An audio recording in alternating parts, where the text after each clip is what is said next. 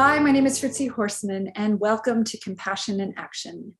Today is part 2 of our Returning Citizen Roundtable discussion. Shaka Senghor had to leave for an appointment, so we continued our conversation with Elder Jackson III, Jason Bryant, and Robert Mosqueda. This conversation continues talking about solitary confinement and resilience, and the wisdom that these 3 men bring to this table is incredible. And we're going to get on with the discussion. Welcome to the Compassion Prison Project Returning Citizen Roundtable in our show called Trauma Talks. Hi, my name is Robert Mosqueda. I have been in and out of incarceration for about 11 years. I am currently coming on my 10th year of being out of incarceration. And I have dedicated myself to education, gang intervention, and currently I am working to identify and get resources to our homeless youth. Okay, I would like to get back to. We can talk about resilience more if you like. So for me, I was incarcerated in 1999, and at the time, there in California, there was a lot of rhetoric, particularly coming from the governor's office on down, that the only way someone with a life sentence was going to get out of prison was in a pine box. So starting out on a level 4 yard, there was no programming. There was the BOG waivers, the Board of Governor waiver for education had been suspended. So there was no way for people that didn't have financial support from their family to attend school. And it was just a real culture of despair.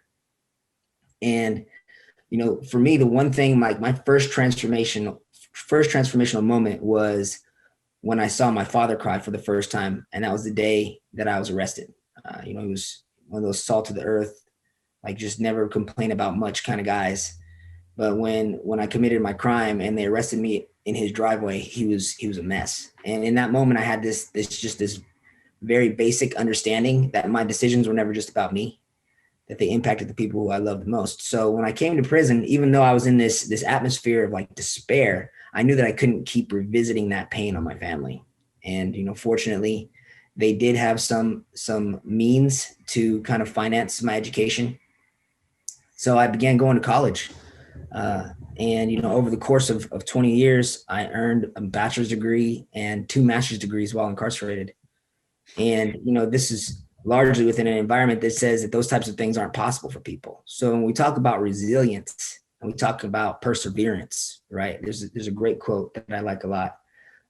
Perseverance is the hard work we do when we're tired of the hard work we've already done, right?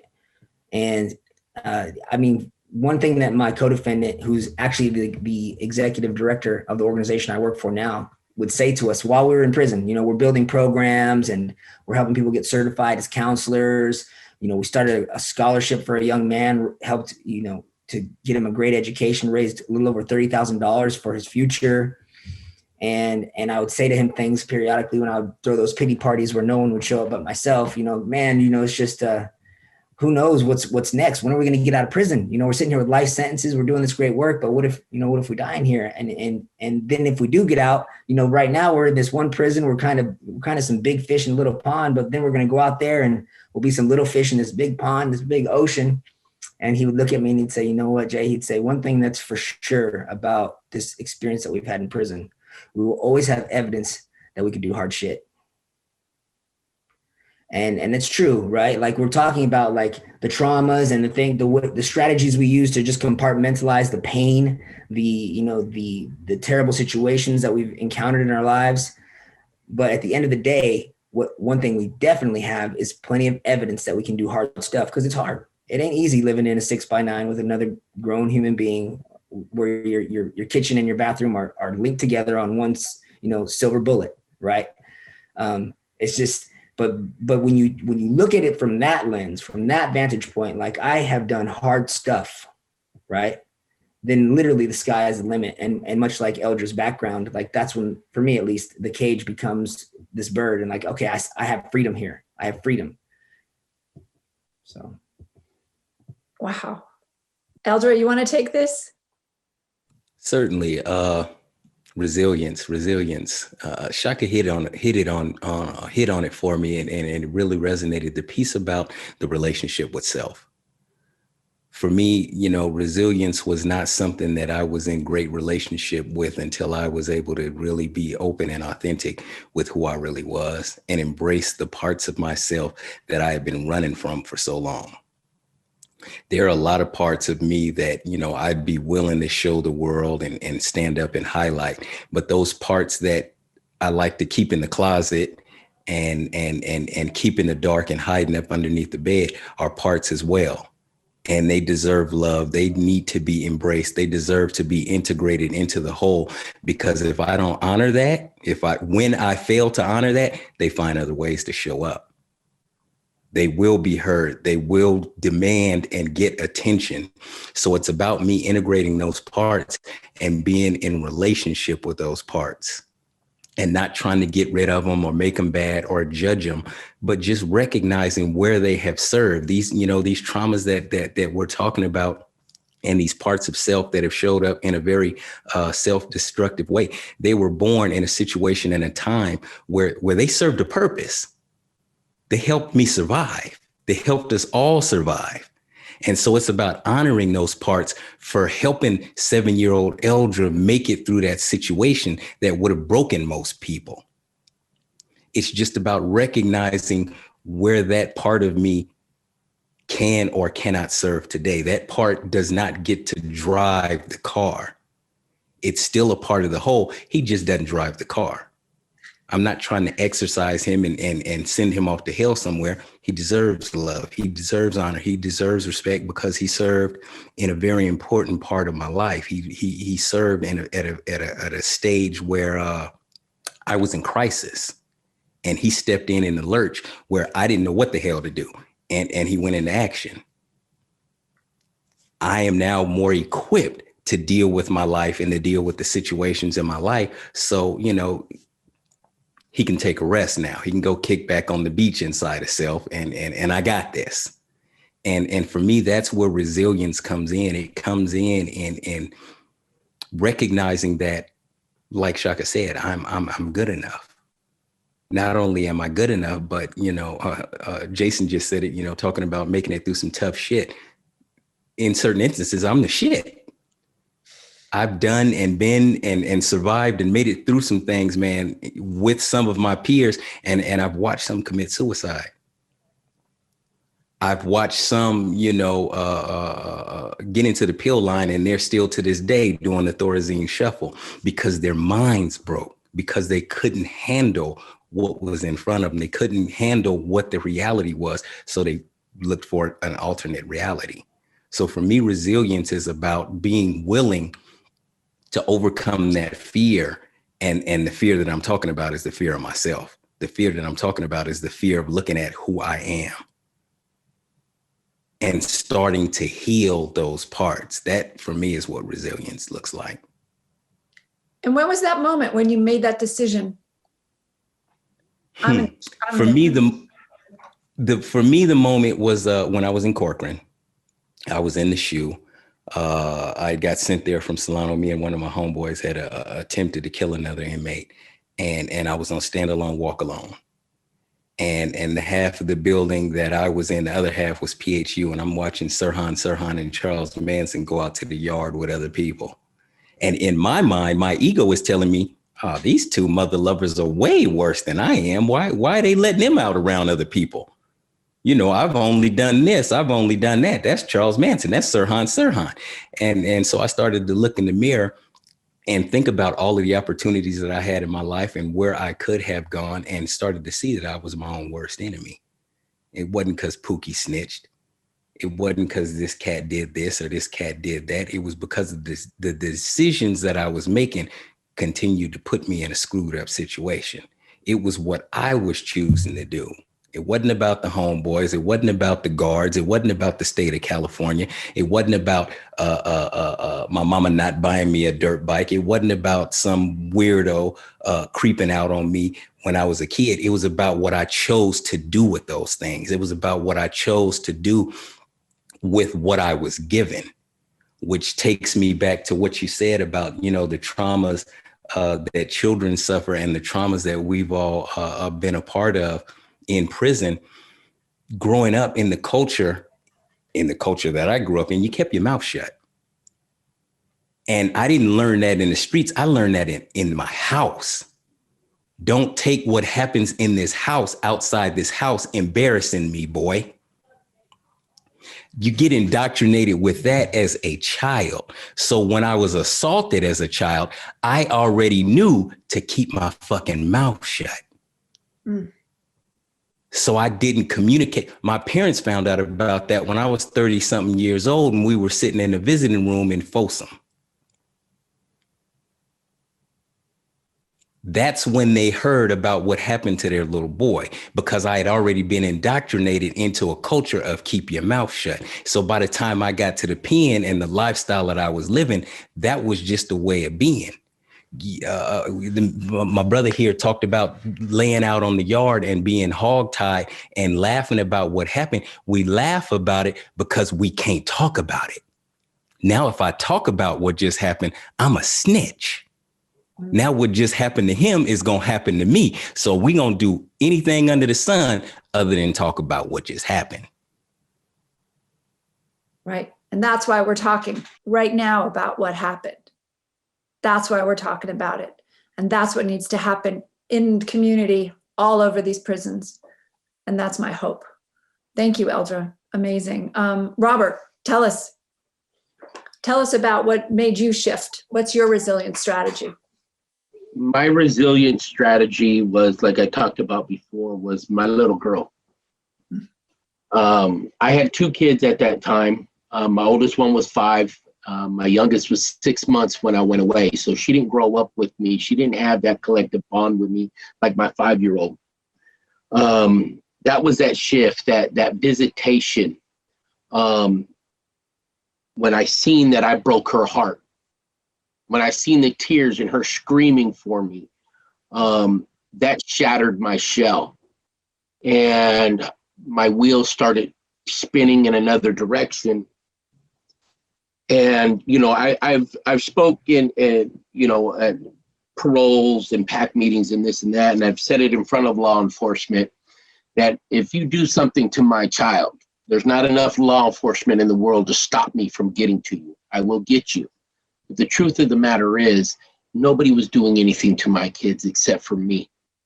Every time I chose to leave, every time I chose to sell dope, every time I chose to do dope, every time I chose to do everything other than be a father, I was hurting my kids. And I had to go through that revelation of, I'm doing this, I'm hurting my kids. And the truth is that they are the purest thing I've ever added to this world.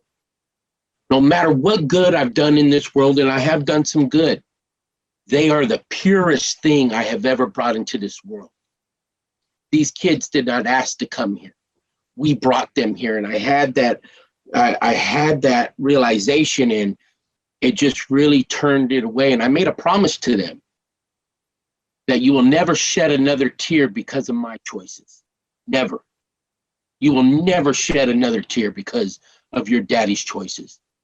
And when I couldn't love myself, because let's be real, we didn't love each other. We didn't love us. We didn't know what self-love was. That was cosmetic. We're looking in the mirror and go, man, I look good. Yep. Loving me today. That's that cosmetic thing. I'm talking about when you're alone and you're looking in the mirror and you're seeing your reflection and you're looking eye to eye with yourself and you're looking at the depths of your soul and you're really just reliving your life. That pain that you feel, that hurt that you feel, the things that you don't talk about and you just keep stuffing. That's that love you don't have for yourself, that anger, that hurt that you have for yourself. I held on to my kids. And I tell people, if you don't have kids, hold on to that one person. 99.9% of the time, you have one person in your life, whether it was a teacher, an auntie, a grandma, a mom, a dad, whoever it is in your life, that always seen you for the purest thing that you were. You hold on to them until you can learn how to love yourself.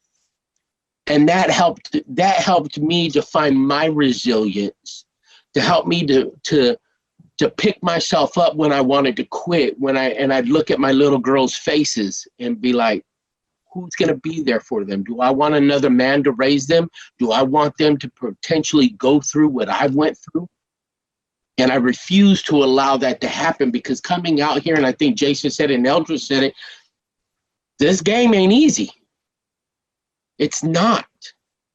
But the one thing that I share with people and those that are listening, and I hope they listen to this, is that the game doesn't change. The board does.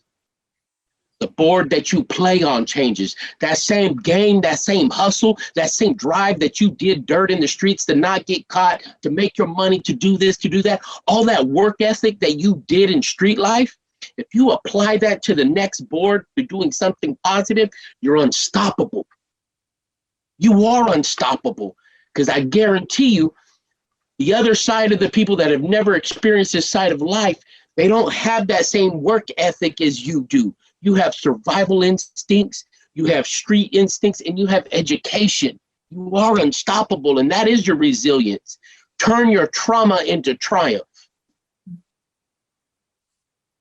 Amazing. One of the things we're doing at Compassion Prison Project is we're really starting to question why there's solitary confinement.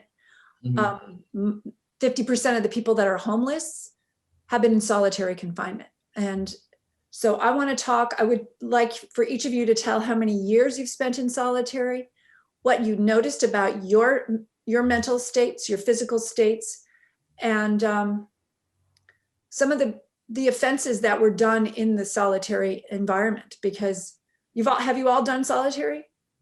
I did 79 days in the hole, but yeah. Okay, I'm going to say something just so you know this. More than 15 days is considered torture according to the Nelson Mandela rules.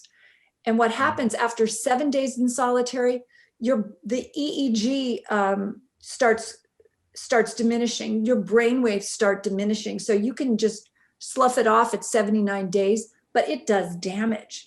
And so that's what we need to start talking about. It's not just 79 days, but I mean, this is serious stuff. This is serious stuff they're playing with, and there's no accountability.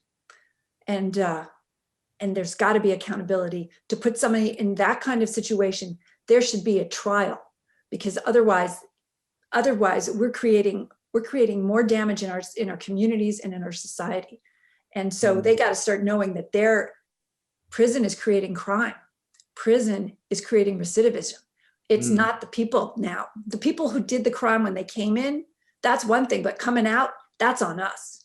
That's on us. So it may not be that much, Jason, but it's still something. So let's start with Robert, and we'll just go around.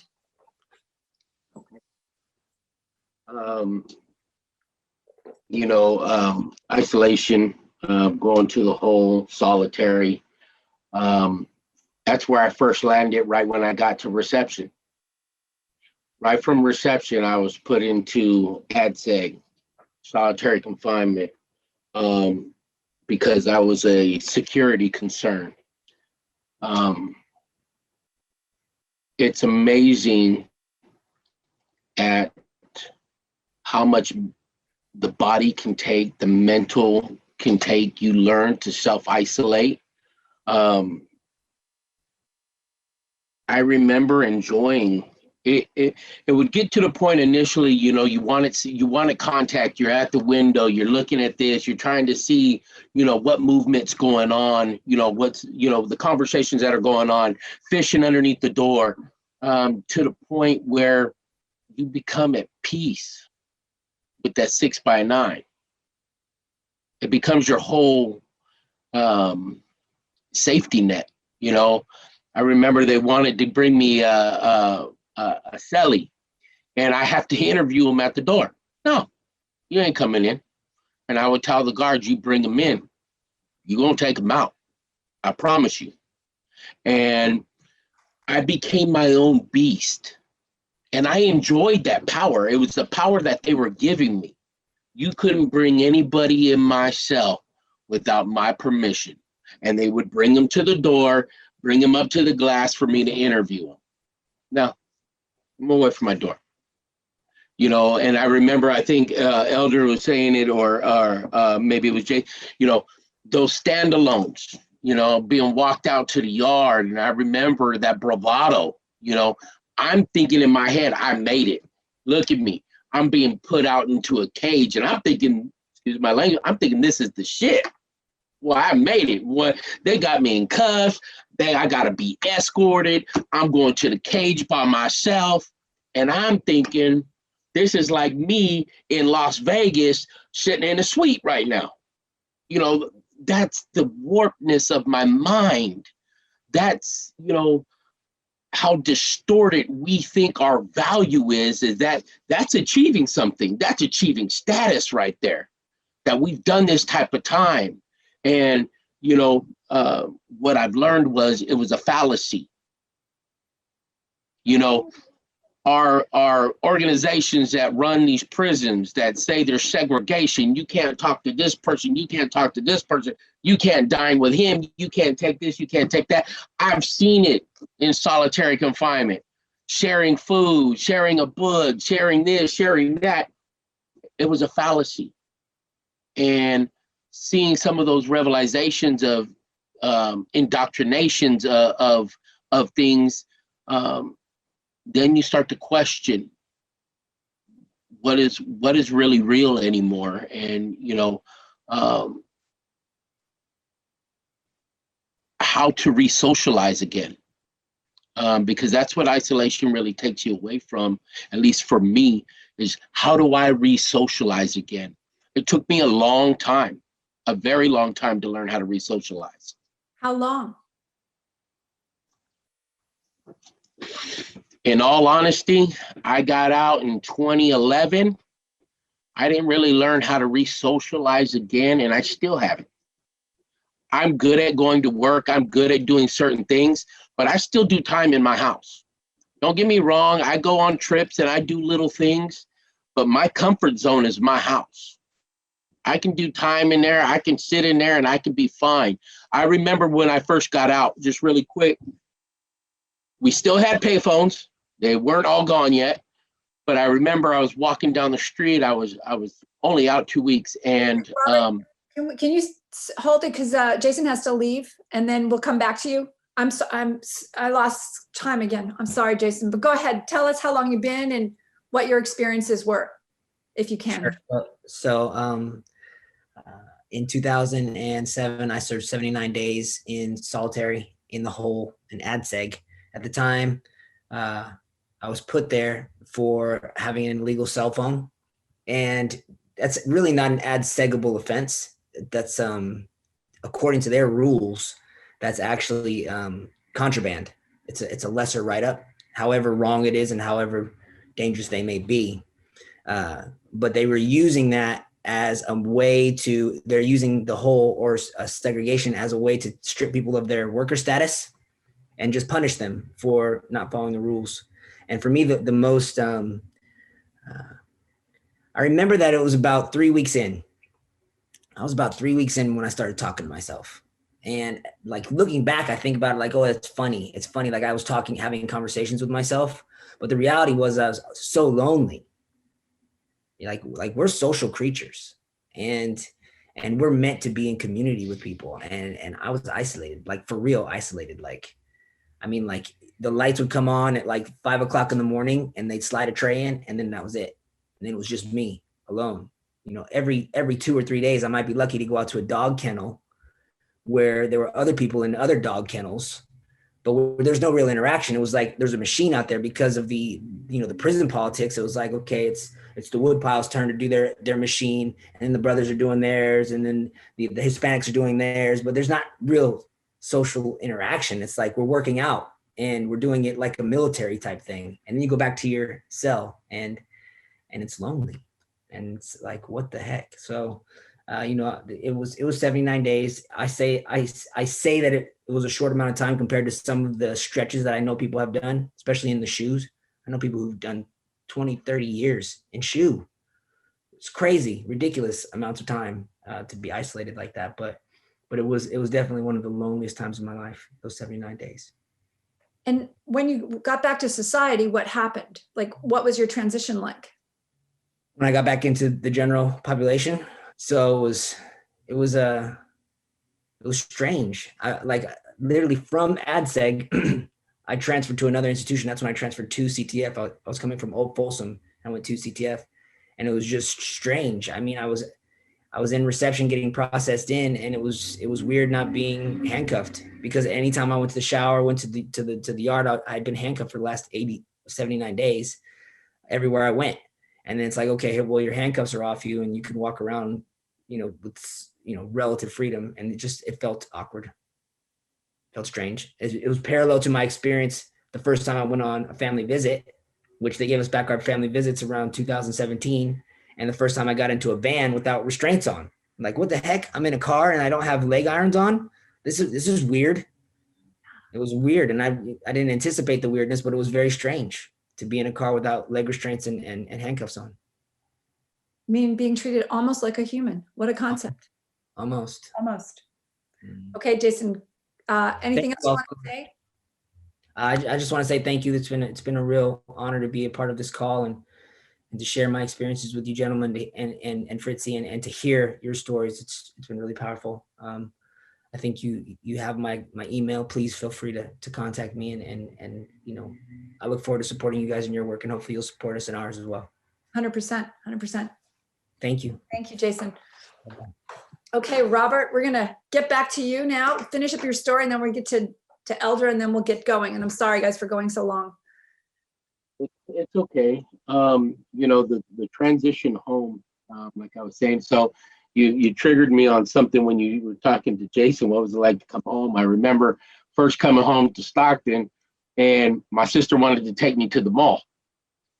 And at that time, there's a lot of movement in the malls, and I remember my anxiety through the roof. I had my back to the wall. I'm like, I lasted less than 5 minutes. You need to get me out of here. You need to get me out of here now. Let's go. Parole had put me in a halfway house. They put me into a behavioral modification program. And I had to walk from this house to the bus stop. And I'm like, I remember talking to the parole agent. I'm like, you know who I am, right? You're putting me in the wrong neighborhood. And you want me to walk from here to here? Oh, y'all set me up. And, you're going to have to find a way. And I remember I liked myself. I'm now living in this house that I have to live around other men in that type of population, like we're all integrated. And I didn't like it. I liked myself. I liked my privacy. I liked being able to know that door is shut. And I remember I lasted about 2 weeks. Then I'm walking down the street and I call my sister from a payphone, my older sister, and I'm telling her, I can't do this. I'm ready to quit. I want to go back. And, prison is traumatic.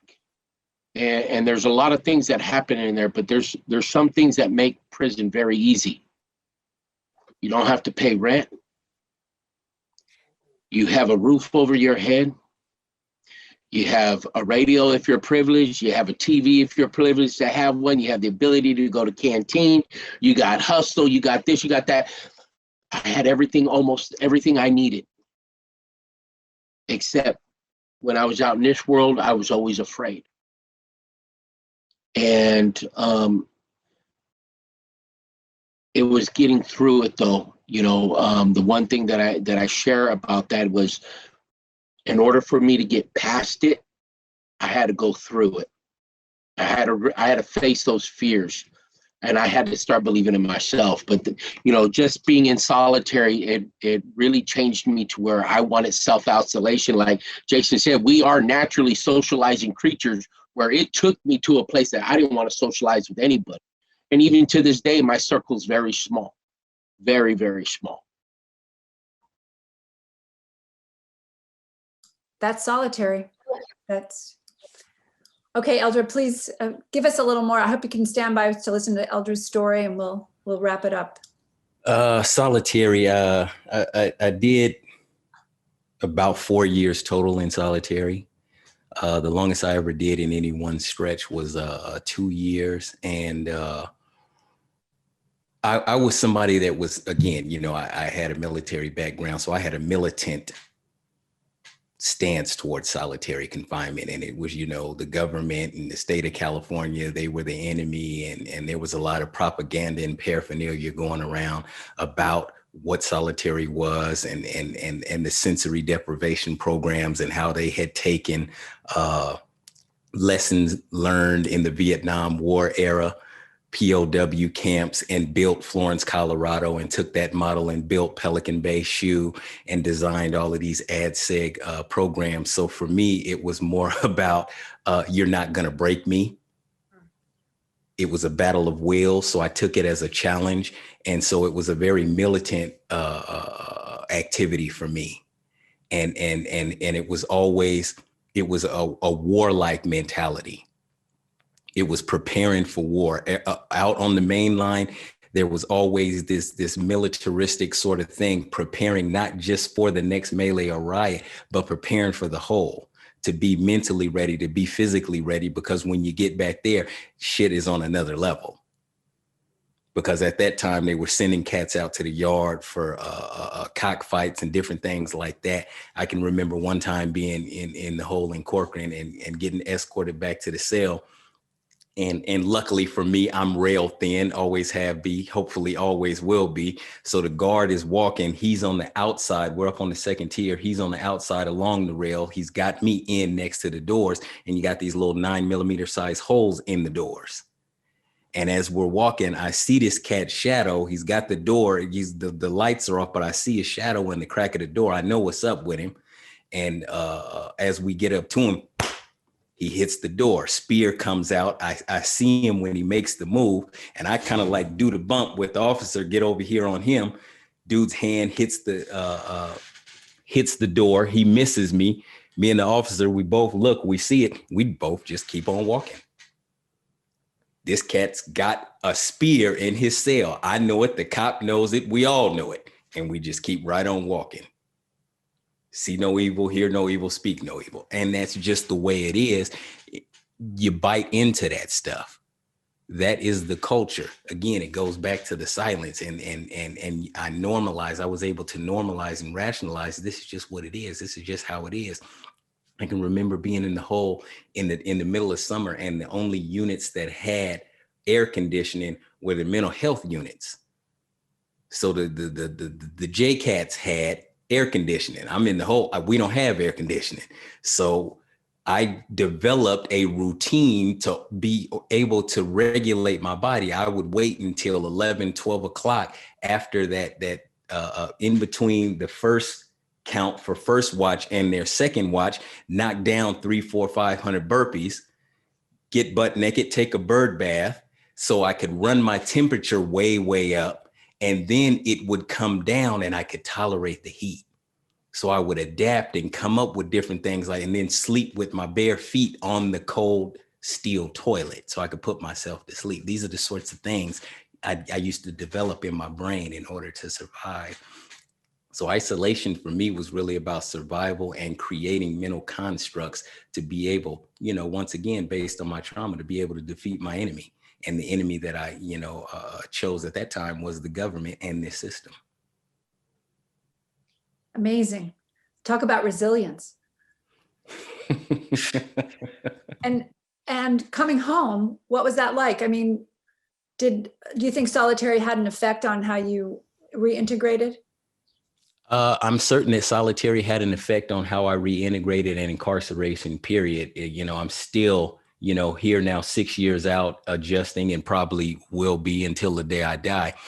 I've had the opportunity to fly around the world since I've been home, going to Amsterdam and going all across this country. And I'm able to look at myself and laugh about the institutionalization and how it shows up.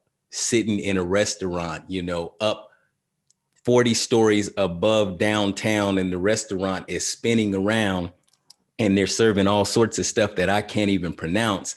And the waiter or the waitress comes and is serving somebody who's sitting at the table with us and reach across to go give them something. And the first thing that pops in my mind is, this stupid motherfucker, don't you know that'll get you stabbed in prison for reaching over my shit like this? This is what's going on in my mind. And I'm sitting here with CEOs and business people and things like that. But that shit is there. The difference today is that I'm able to manage it. I don't act on it, but it's there. I see it. I recognize it. It's in there, embedded deep, because I was that so much longer than I've been this. Yes, but that's childhood trauma too, right? That's there too. Like you said, that 7-year-old is still there. Yeah. But that's the thing. That's the key, is to learn to manage these impulses. But if you don't have access to here, you don't have a chance. All right, you guys. All right, anything else you want to say before we wrap today up? But there's going to be more. I can tell this is vibrant. No, ma'am. This is an absolute blessing. I'm available. Please let me know. Elder, thank you for sharing your story, and everybody else that was on here. Absolutely amazing. It's real inspiration to see those what they've gone through, where they've come from, and where they're at now. It really does help empower those that are traveling the same footsteps that we have, that they can see success, that it is attainable, and that it is reachable no matter what mistakes you've made in life. Mm-hmm. Mm-hmm. Truly. I want to get The Work. Elder was in this film called The Work, and I want to get that film and put it in prison. Has it been seen in prison? I don't know if I know they've showed it in Folsom because it was filmed there. I don't know if it's been anywhere else. Yeah, I think this needs to be part of it. And Shaka's interview with Oprah, and Jason was on television with Lisa Ling. I don't know if you know that. Mm-hmm. So and Robert, when you're on television, let us know. We'll put you in there too. I appreciate it. I do have a couple of small things. I was a part of a documentary called Gang Love. Perfect. It's on YouTube. It's called Gang Love. Adam Ybarra actually did it. And then I actually did a clip with ABC 10 News, Office of Violence Prevention.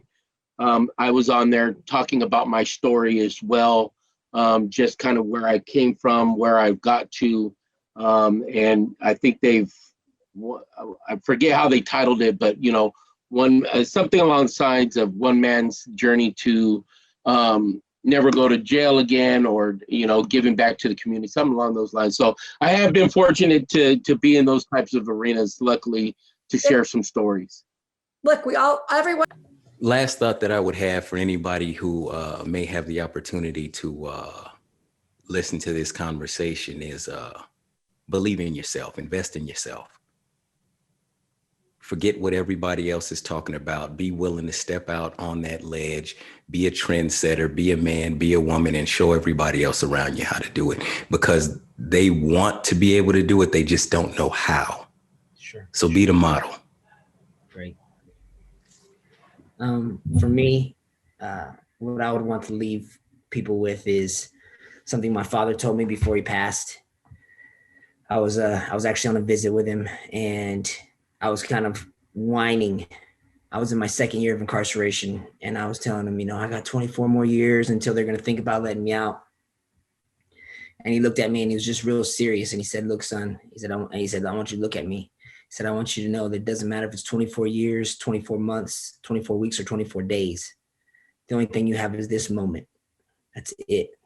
So make the very most of this moment every day, every moment of your life." And that's my encouragement for people who are incarcerated. Make the most out of these moments, because that's all we really have. There's always something positive and productive for you to throw yourself into, to learn about yourself, to add value to the community there and beyond. Amen. Thank you. Thank you, Jason. Robert. What I would hope everybody would get, and I'm going to leave it with what a lifer told me when he got at me, is, Robert, if you always do what you've always done, you're always going to get what you've always got. Change it. change it. And he helped me realize you are the master of you. Nobody is the master of you but you. You're in control of your decisions. You are in control of your emotions. Do not give anybody that power over you. Be the master of you. And these things are life lessons, not a life sentence. So set yourself free. And with that, we conclude our roundtable for Trauma Talks. Thank you all for participating. I hope you enjoyed this two-part series of the Returning Citizen Roundtable discussion about childhood trauma, solitary resilience, and the possibility for the men once they've returned home from prison. If you've enjoyed this podcast and YouTube special, please like, subscribe, and share this episode. And please go to our website at compassionprisonproject.org and check out Step Inside the Circle, the film that we did at Lancaster State Prison. I'll see you next time.